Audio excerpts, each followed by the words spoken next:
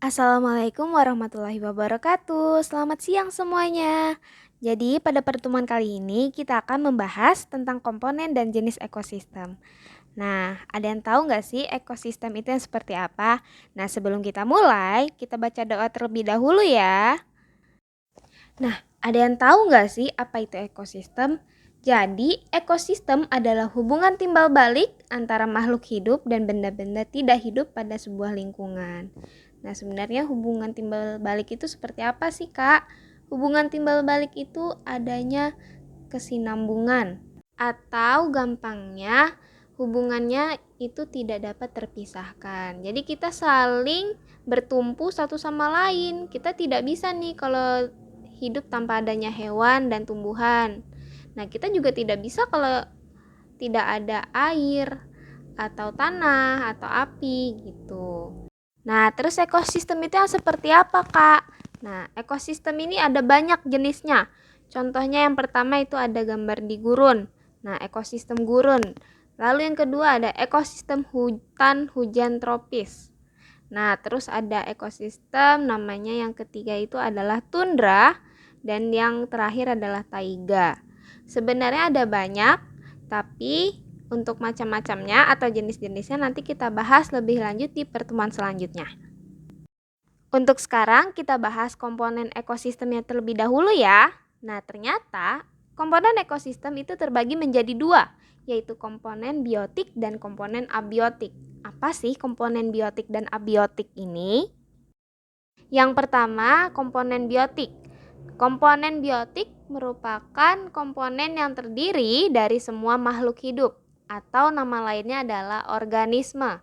Contohnya, komponen biotik itu adalah manusia, hewan, tumbuhan, dan mikroorganisme. Nah, mikroorganisme ini yang seperti apa, Kak? Seperti plankton yang tidak dapat kita lihat secara mata telanjang atau secara langsung karena plankton ini dapat terlihat jika kita menggunakan alat tertentu ya. Nah, ternyata di dalam komponen biotik sendiri ini dibagi menjadi 4 fungsi, yaitu ada produsen, konsumen, pengurai atau decomposer, dan yang terakhir adalah detritivor. Kita bahas produsen.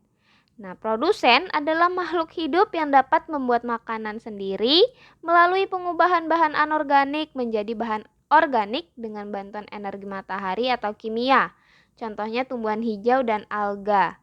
Nah, biasanya makhluk hidup ini bersifat autotrof, yaitu tadi dia dapat membuat makanannya sendiri. Lalu yang kedua ada konsumen, yaitu makhluk hidup yang tidak dapat membuat makanan sendiri dan hanya memanfaatkan bahan organik yang terdapat pada makhluk hidup lainnya. Contohnya adalah manusia dan hewan. Jadi, kita tidak bisa tuh seperti tumbuh-tumbuhan yang dia dapat membuat makanannya sendiri hanya dari bantuan matahari dan kimia.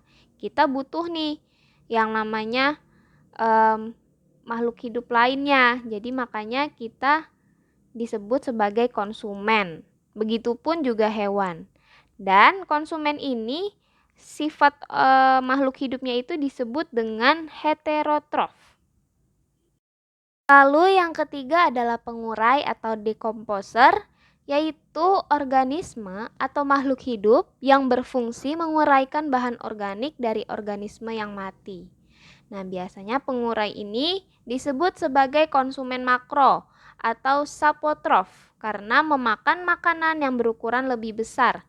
Contohnya yaitu jamur dan bakteri.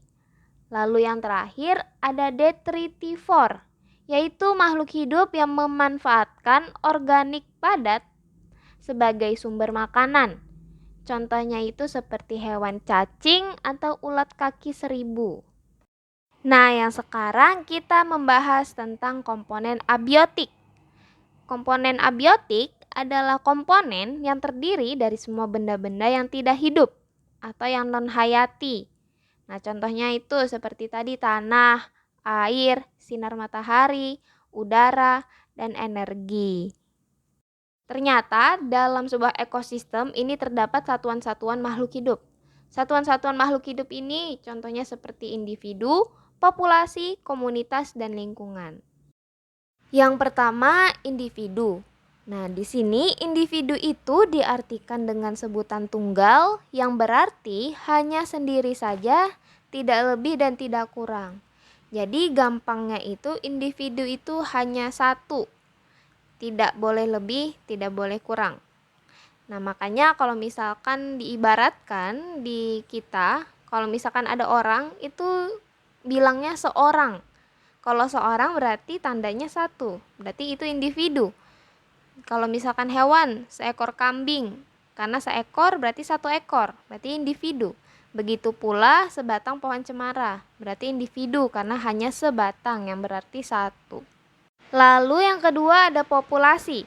Populasi merupakan kumpulan orang-orang atau individu yang sejenis lalu menempati suatu daerah tertentu.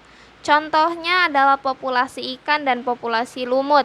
Jadi populasi itu nggak cuma populasi masyarakat aja, ada populasi tadi, populasi ikan dan populasi lumut. Lalu populasi ini nih biasanya sejenis ya, tidak beragam atau tidak banyak macamnya. Jadi tadi kalau misalkan populasi masyarakat berarti populasinya ya hanya orang-orang. Kalau misalkan populasi ikan ya berarti hanya populasi ikan gitu. Tidak ada tuh di situ yang masuk kerbau atau sapi gitu. Lalu selanjutnya ada komunitas dan lingkungan. Kita bahas komunitas terlebih dahulu. Komunitas adalah kumpulan beberapa populasi yang menghuni atau menempati wilayah tertentu secara bersama-sama. Contohnya komunitas kebun. Nah, biasanya di dalam kebun itu terdapat banyak sekali populasi. Ada populasi burung, populasi semut, ada populasi tikus, dan masih banyak lainnya ya. Terus sekarang ke lingkungan. Lingkungan adalah segala sesuatu yang berada di sekitar makhluk hidup atau organisme. Contohnya tadi kita udah bahas ada lingkungan biotik dan lingkungan abiotik. Selanjutnya kita akan membahas jenis-jenis makanan hewan. Sebelum kita bahas ke makanannya, kita bahas dulu nih. Ada hewan apa aja sih yang ada di lingkungan kita? Ternyata ada banyak, ada ikan, contohnya katak, cicak, burung, sapi, kucing, dan masih banyak lainnya ya. Yang pertama kita bahas tentang ikan. Nah, ikan pada umumnya ini suka memakan cacing-cacing kecil. Namun ini tidak bisa kita samaratakan ke ikan-ikan lainnya, ke semua jenis ikan. Karena ada beberapa jenis ikan yang berbeda makanannya. Contohnya aja kayak ikan hiu yang besar. Nah, ikan hiu biasanya memangsa atau memakan anjing laut atau mamalia laut lainnya. Adapun juga hiu kecil yang biasanya juga makan ikan-ikan kecil. Selanjutnya ada katak. Nah, katak biasanya mengonsumsi hewan serangga seperti lalat, nyamuk, dan belalang. Namun katak juga ada yang memakan cacing atau laba-laba. Nah, biasanya katak ini makannya dengan menjulurkan lidahnya atau mengeluarkan lidahnya.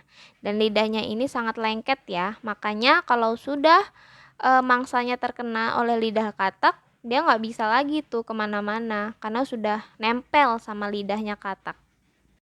Selanjutnya ada cicak. Nah, udah pada nggak asing ya sama cicak karena setiap rumah udah pasti ada hewan ini.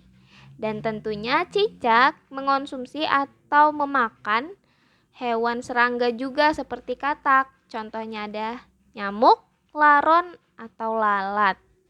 Selanjutnya ada burung. Nah, burung ini dibagi menjadi dua. Ada burung herbivora dan burung karnivora. Burung herbivora itu yang seperti apa? Burung herbivora itu adalah burung pemakan buah-buahan atau biji-bijian. Nah, biasanya ini contohnya itu seperti burung merpati, terus burung kakatua, terus masih ada banyak lainnya ya. Terus selanjutnya kita bahas tentang burung karnivora. Burung karnivora ini biasanya kebalikan dari burung herbivora, yaitu pemakan daging. Contohnya itu burung elang.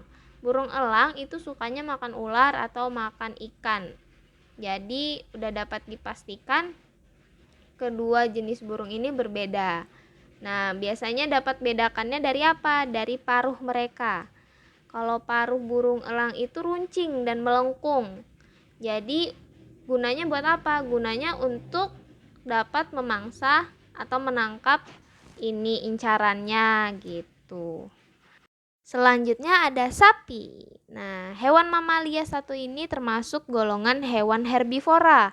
Kenapa? Karena sapi udah pasti makan rumput, bukan makan daging, nggak makan yang lain-lainnya. Makanya disebut sebagai hewan herbivora. Lalu yang terakhir ada kucing. Sama halnya dengan sapi, hewan mamalia, namun perbedaannya terletak pada jenis makanannya yang dimakan, yaitu kucing memakan daging-dagingan. Maka dari itu kucing disebut sebagai hewan karnivora. Nah, yang seperti kita ketahui, kucing itu adalah pemangsa tikus. Selain tikus, kucing juga suka makan ikan. Maka dari itu, pada kucing mereka memiliki gigi taring yang kuat dan tajam. Karena untuk apa? Untuk mengoyak atau merobek mangsanya begitu. Karena ini sebenarnya nggak cuma di kucing ya. Coba kita lihat pada hewan karnivora lainnya sudah dapat dipastikan mereka mempunyai gigi taring seperti singa. Lalu ada hiu gitu ya. Giginya pasti pada tajam-tajam semua. Karena untuk apa? Karena untuk mengoyak mangsanya. Nggak terasa, ternyata kita sudah ada di akhir video. Kakak harap materi yang kakak sampaikan ini dapat disimak dengan baik ya. Lalu dapat dipahami juga dengan baik. Kurang lebihnya kakak mohon maaf. Untuk yang ingin bertanya mungkin bisa saja nanti chat kakak. Nanti pasti kakak balas.